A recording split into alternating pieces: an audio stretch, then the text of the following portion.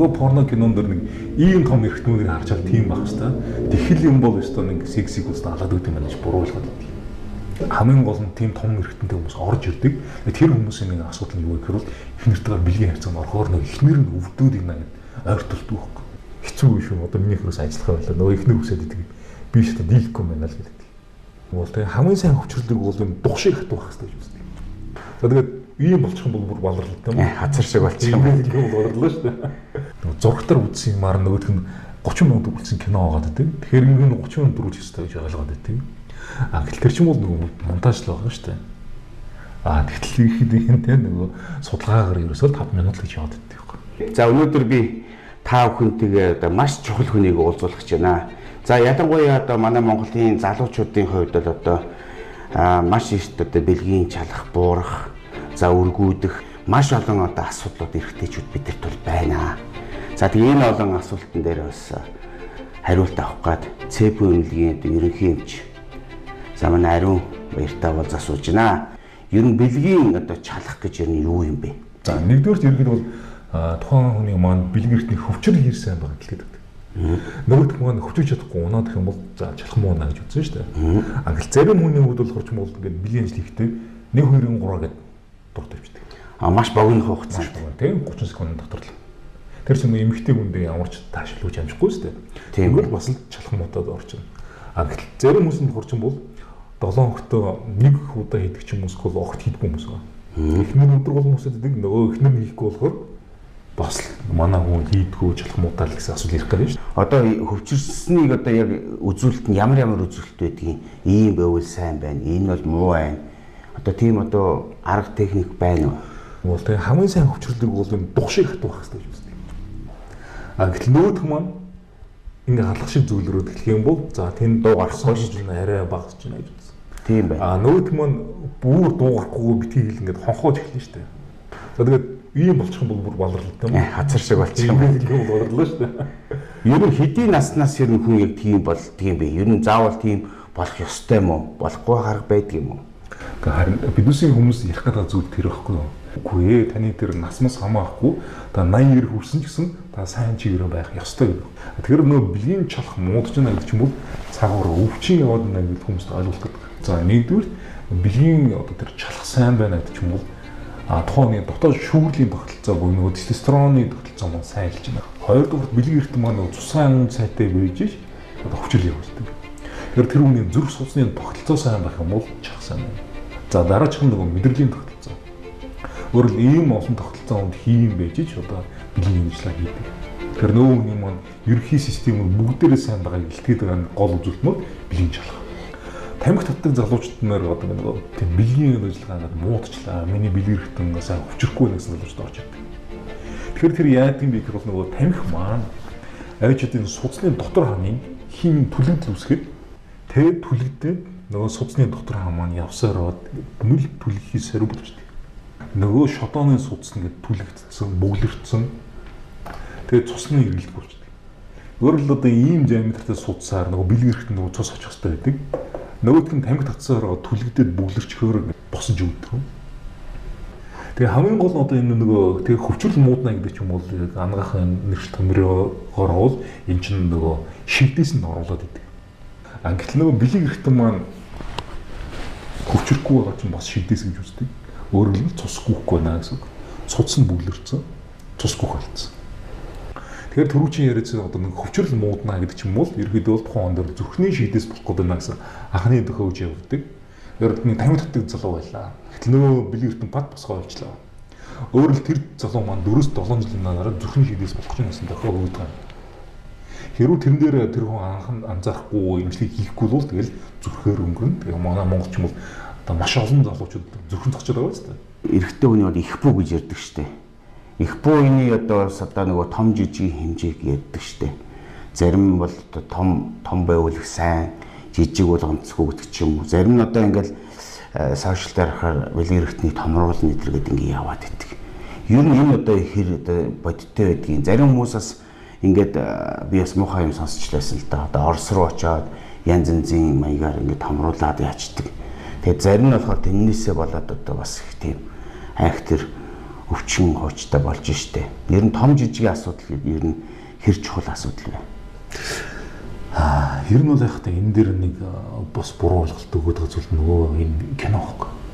Тэгэхээр нэг манай ирчүүд маань нөгөө бэлгэрхний хэмжээнд их зовоод байдаг. Их залууч дээр ирэхэд биднээс хэлэх шаардлага гарч ирдэг. Үгүй та яг стандарт хэмжээндээ байна л гэдэг. Нөгөө дэлхийд ирэх чинь ингээд угаасаа ингээд тийм хэмжээтэй байна гэж стандарт гаргацсан байдаг. Тэгэхээр яг тэр хэмжээнд нь ингээд манай ирчүүд бас байгаад байдаг. Тэгтэл нэг хамгийн балаа асуул гэдэг. Нөгөө порно кинонд дэр нэг ийм том эрхтнүүдийг харж чад тийм байх хэвээр. Тэгхэл юм бол өстой нэг сексиг үстэ алаад өгдөг юм байна гэж буруулгаад байдаг. Гэтэл хамгийн гол нь тийм том эрхтэнтэй хүмүүс орж ирдэг. Тэр хүмүүсийн нэг асуудал нь юу гэхээр бол их нэртэйгээр бэлгийн харьцаанд орохоор нэг ихнэр нь өвдөөд ийна гэдэг ойртолдог байхгүй.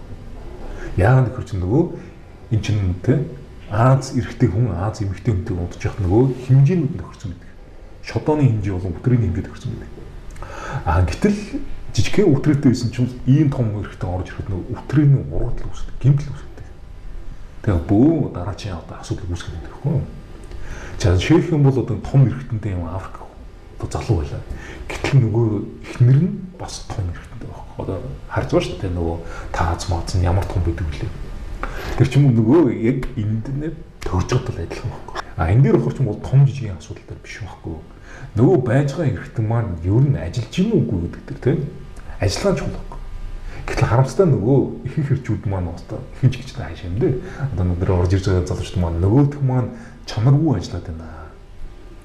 Одоо бидний эрэгтэн том байсан ч гэсэн нөгөөх маань одоо өтөөхөн шиг босоод ажиллаа гүйцэтгэхгүй байх юм бол тэр том эрэгтэн зүгээр ангаранаас тажгүй болчих. Тогоор бол нөгөө 220 вольт гаргаж чадахгүй, вольтондоо хүрэхгүй, давтамж нь их муу. Тог нь байгаад байдаг юм хүртэл нэг гэрэл нь одоо олигтой хасдаггүй гэдэг шиг л нэг чанарын асуудал яриад байгаа юм биш үү? Тэгээ чанар өөрөлдөл одоо маань залууч тарьж байгаа. Өөрөлдөл бэлгэрхтэн хин ч харсан жижигхэн болохоор бэлгэрхтэнтэй хэмждэг. Тэгсэн хэрнээ ихнэр нь сэтгэл хангалуун байдаг. Өөрөлдөл тэр секс чанартай хийж чадаад байна шүү дээ. Тэгэхээр хамгийн гол манайхан нөгөө тоон дээр анхаарал чанар дээр анхаардаг. Тэгэхээр ерөөд бол бэлгэрхтний хэмжээ үндэ бол тийм чухал биш үү? Одоо хэмжээн дээр хитрхийг анхаараас болоод нэг янз бүрийн юм шахах мах одоо филер шахах гэсэн асуудал гарч ирдэг. Тэгэл $1000 $2000 хийцэн нөгөөх нь зүгээр жилийн тур шимэгдээд уучдаг. Тэгэл мөнгөний гар зуглаад идэг. Тэгэл баяслын хийдэг нөгөөх нь идэлээд үрвсээд бидний эртний ингээд сүлдээ өвчих хэрэг гардаг. Оросын эмнэлгүүд бол ерөнхийдөө бол болно бүтээнэ л гэл сайхан мөнгөний аваад явуулчихж байгаа шүү дээ. Иргэд бол амар их авдаг. Тийм. Ер нь солонгосууд энэ хөхт гэдэг ихгүй. Тэгчэл нөгөөх нь жилийн дараа ямар ч хэрэггүй болчлоо гэж тэгсэн хүмүүс нөөх орж идэг. Тэгэхээр хэмжээд юм чухал биш ээ. Та тамхи татгаадах юм бол энэ бэлгэрт бас жижиглээд идэг. Атангашаад идэг байхгүй юу? Энэ шодоо гэдэг маань хамгийн гол нь цусан хангам сайтай байх юм бол сайжилт хэрэгтэй. Өөрөөр нөгөө хүмүүс маань өдөржин одоо тийм 8 12 цаг машин дөржлээ.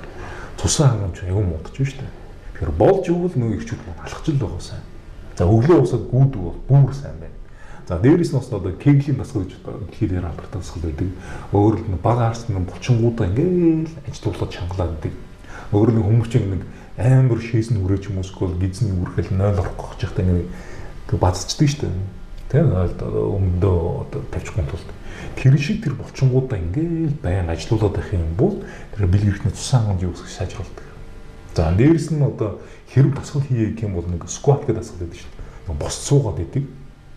Тэгэхээр ерөнхийдөө бол та суугааждаг бол нэг цаг суусан бол 20-30 удаа скват хийгээд байх хэрэгтэй. Тэгэлх юм бол энэ одоо бэлгэрхний цусан хангамжийг хамгаалаад байдаг. ЦЭБ эмнэлэг дээр ирээд танд үзүүлээд ингээд эмчилгээ хийлгээд явхад ер нь хэр хугацаа шаардах вэ? Ямар эмчилгээ хийх вэ? Нэгдүгээр тийм манай цогц эмчилгээний асуудал хэрэгтэн. Тэгэхээр ерөнхийдөө ганцхан юм угаас асуудал ерөнхийдөө шийдэгдэхгүй. Хоёрдугаар энэ дээр болохоор ч юм бол яг нэг хүнийг болохоор ч юм бол нэг машин засч байгаа юм шиг л тийм биш байхгүй да. За тэн дээр ерөнхийдөө бол нэг тэдэн мянган километр яваад тийм хугацаанд баталгаа өглөө. Тиймэрхүү асуудал байдаг. Нөгөө хүмүүстэй чинь биднес ерөнхийдөө бол тулж нэлийн ажиллахгүй бол үр дүнгийнх нь ер нь маш хэцүү. За ерөнхийдөө бол төргөн дуур тавилтан дээр ихэвчлэн төрөө уучраа үргэлжлэх хэрэгтэй. Өөрөөр хэлбэл манай залуучууд маань бэлгийн зүм өвч авчаад тэр төрөө уучраа оолчдаг. Тэгээ төрөө уучраа дотор орсон бэлгийн зүм өвчнөө шалахгүй явсаар байгаа төрөө уучраа урагсланд хүндрэхээр төргөн дуур тавилтан болдог. Өөрөөр хэлбэл манай залуучууд ингээл уурхаар за 15 хоног сараар ингэ явчлаа. Өөрөөр л ирээл их нэртэй гомдох гэхээр нөгөө хүсэл байхгүй болсон мэт. Эхнэр нь хүсээд идэг нөхөр нь хүсдэг. Тэгэл иргэдэд хоорондоо муудалж байдаг. Шалтгаан нь хурц нөгөө залуу маань шөнийн ээлжинд явж байгаа. Тэгээд нөгөө тестостерон давар нь унтсан байгаа. Шүн ер нь унтчих ёстой юм байна шүү дээ тий. Тестостерон давар чинь шөнийн давар. Тэр нөгөө хүн чинь шүн хангалттай сайн унтаж байгаагүй тестостерон давар хангалттай үйлдвэрлэдэг байхгүй. Тийм учраас ерөнхийдөө бол нөгөө шөнийн ээлжинд явдаг залуучдын тестостерон давар нуунаад бэлгийн ажил хийх хүсэл нь ерөөсөө огцон унаад идэг. Ирчүүд маань өөрсдөө хүртэл гайхаад идэг. Тестостерон давар маань юунд хэрэгцээ юм бэ? За нэгдүгээрт нөгөө төрөвч яриадсан нөгөө бэлгийн чалхад хэрэгтэй. Хэр сайн бэлгийн чалхтай гэдэг чинь нөгөө шууд тестостероны асуудал. Хоёрдугаарт нөгөө төмсөн дотор ч юм уу нөгөө эрблийг суулгаж байгаа үр хүүхд хийх үү гэдэг. Нөгөө үр хүүхдгүй хосод байгаа шүү дээ. Гэтэл нөгөө нөхөр нь буруутай байсан болж болно шүү дээ. Яасан нөгөө тестостерон унгаад төмсөн дотороо эрблийнхээс маш муу өдөрлөг. Дараагийн асуудал нөгөө тестостерон давар маань нөгөө булчин хариуцдаг. Манай залуучууд чинь их гоё булчинтай гүзээгүй болохыг хүсэж байдаг. Нөгөө тестостерон давар байхгүй болохоор фитнес дээр очиод нахидлаа бэлтгэл хийгээдэг. Булчин хамаардаг. Өөхөн шатдаг. За тэрнээс гадна нөгөө тестостерон давар маань өөрөө ясны нэвтрүүлэг хариуцдаг. Одоо манай нэг өсвөрийн насны хүүхдүүд байгаа шүү дээ. Тэр чинь бол яс бүрэлдэн гэдэг чинь бол тэгэл 25-30 хүртэл бүрэлдэн. Тэрнээс хойш ерөөд бол чанартай яс бол үүсэхгүй шүү дээ. Тэр хугацаанд л манай хүн сайхан унтаад тестостерон ихсэхгүй бол яс нь нэвтэрж өгдөг. Орой хэдэд ер нь унтах хэрэгтэй юм байна. За тэр маань бол ерөөд бол юм байгаа юм л да. Нэг настай их холбоотой. За насанд хүрсэн хүмүүсийг өмнөөс битгий 10-11-ээс оройтой л гэдгийг. Тэгээд нас залуу байх юм бол тэр унтах хугацааг нь урагшлуулад идэв шүү дээ. 9-өөс оройдгүй 8-аас оройдгүй одоо бидэнд тийм жишээл одоо Герман мөрванд бол хүүхдүүдийг 7 цагт унтуулдаг шүү дээ. Хосын одоо яг сексийн хувьд ер нь хамгийн урт хугацаа нь хэдэн минутын хугацаа байх ёстой. Дундаж хугацаа гэж ер нь яг дундаж хугацаа 5 минут гэж боддог. Ер нь ихснээс хойш тийм ээ. Тийм. Тэр чинь 5 минут гэхэр ч юм бол хүмүүс ирэхэд бас гайхаад байдаг байхгүй. Яг гайхаад байдаг юм бэ. Тэр л нөгөө хүмүүсийн одоо нөгөө бэлгийн босгол маань кинотой хамааралтай болдог. Нөгөө зургатаар үзсэн юмар нөгөөх нь 30 минут үлдсэн кино байгаа гэдэг. Тэгэхээр энэ 30 минут дөрвөлж өстэй гэж ойлгоод байдаг. Гэтэл тэр чинь бол нөгөө монтаж л байгаа шүү дээ. Тэгтэл ихэд энэ тийм нөгөө судалгаагаар ерөөсөө 5 минут л гэж яваад байдаг. Дээдлийн хугацаа юм байна. Дээдлийн хугацаа гэсэн бол нэгдүгээр тавьдгүй. Яагаад тавьдгүй юм гэхээр одоо удаан хугацаагаар хийчихэд тэгээ тэрнээсээ болоод сэтгэл зүйн хямралд орсон хүмүүс орж идэг байхгүй. Одоо би ганц удаа тавихын тулд 2-3 цаг ноцлолтлоо. Тэгээ ерөнхийдөө морфон гүйж байгаа юм шүү дээ. Бүр сүүлдээ залхаа болоо цаашдаа болий гэд. Сүүлдээ тавьж чадахгүй болохоор секс дургу болсон хүмүүс орж идэг. 40-50% гараад ирэхээр хуучин монголчууд ч нэг хоёр их нэртэй байсан шүү дээ. Их хатан, баг хатан гэж. Тэгэхээр баг хатан аваад ингээд хоёр их нэртэй болоод ингээд бас залуу хүний бас тийм бие физиологийн нэг юу байдаг шүү дээ. Гормон гэж байд юм уу. Тэрнээсээ тэжигдэхээр эх хүн бол бас илүү юм сайжирдаг ч юм уу.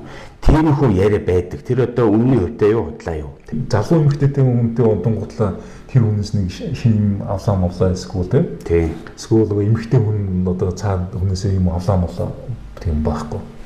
Тэр тухайн даврыг бол тэр хүн өөрөө л үлдэрлэнэ.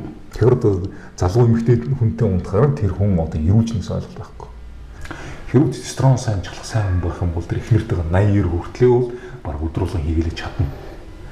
Чадахгүй болоод ирэхээр хоёр дахь хайрдаг л байхгүй. Өөрөөр ихнэрээ жаргаж чадхаа хийдэг. Тэнгүүтлээ хоёр дахь дээр явж байна. Тэрэн дээр орж байгаа шин дээрээ жоохон сонирхолтой болчиход дахиад чадхаа болж байна. Тэнгүүт 3 дахь 4 дахь 5 дахь гэж явдаг л. Өөр нөгөө хүн чинь өөрийнхөө нэг гэдэг дутуугийн комплексыг нөхөд идэг байхгүй юу? Тиймэрхүү маягаар. Төрөлхийн чалах сайтай хүмүүс бол тэгээд нэг нэртэйгээ бол тэгэл өдрөжин шинжин хийгээл чаддаг. Харин ч маань дээр нэг зарим ах хүмүүс орж идэг байхгүй. За надаас өчнөө олон дүү их нэртэй. Одоо нөгөө их нэрийнхээ одоо пингвин хэлэхгүй ахын зовж гинаа л гэж орж идэг. Хэцүү шүү. Одоо миний хөрөөс ажиллах байлаа. Нөгөө их нэр үсээд идэг. Би ч одоо дийлэхгүй байна л гэдэг. Далаа тэнгистэй орнуудын одоо эрэгтэйчүүдийн одоо тэр чадвар нэг сайн байна гэж ярьдаг. Бүр тийм туршлага судалгаач үгүй юм бэл. Тэгэхээр энэ тал дээр ямар хамааралтай. Тэр чинь нөгөө нартай холбоотой байхгүй юу?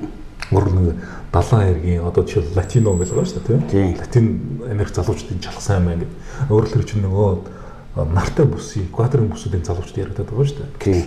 Нөгөө Европ руу ирэхэр ч юм бол тэр чинь нөгөө Грек, Итали залуучд бас чалах сайтай гэж яриад байдаг. Бас яг нөгөө дулаан бүсийн орнууд руу ороод ирж байгаа байхгүй юу? Өөрөөр хэлбэл чинь нөгөө нар тэгж нөлөөлөд идэв.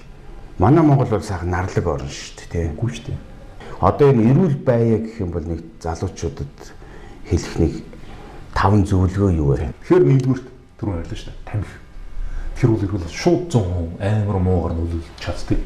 Сүүлд нь эмчлэх гэж ер нь нэлээд их юм болдог. Нэлээд хэдэн жилийн юм болчих гээд байдаг. Тэгээд дараагийн асуудал нь болохоор ч юм бол нөгөө таргалт. Өөрөөр таргалт гэдэг маань бас л нөгөө судас гэмтэгч хүчин зүйл тестостерон даврыг байхгүй болох гэдэг. Тэгэхээр ерөнхийдөө нөгөө таргалаад байгаа залуучууд маань яасан байх нь нөгөө л гурилан бүтээгдэхүүн хийдэг, суугаа ажилтаа тийм тарьерс нь хөдөлгөөн багтаа залуучууд маань таргалаад байгаа шүү дээ. Тэгэхээр энэ нөгөө таргалт гэдэгтээ биднес хэрэгд бол нэлээд сайн тэмцэхгүй бол ерөөсөн болохоо авчдаг. 3 дугаарт нь болохоор ч нөгөө л нойр байгаа гэдэг. Өөрөөр хэлбэл нойрыг бол биднес ямар ч мөнгөөр одоо худалдаж авч болохгүй хамгийн чухал зүйл байгаа л тийм. Тэгэхээр нөгөө эртэл унтахгүй гэх юм бол нөгөө тестостерон аваар байхгүй болчихгоо гэдэг. За ерөнхийдөө бол тэгэл үндсэн 3 асуудал бол ерөнхийдөө энэ л байгаа юм л да. Тийм тамхи татахгүй байх, таргалахгүй байх, нэрт дутчих хэвээр. Тэгэхэл юм бол ерөнхийдөө асуудал мараа 90% шийдэгдэж байна.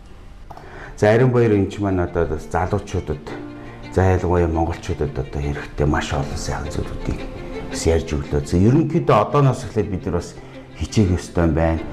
Биеийн тамираа хичээлээд бас ашигтай хүнсээ хэрэглээд таргалалтаа зохицуулаад эрт унтаж амраад.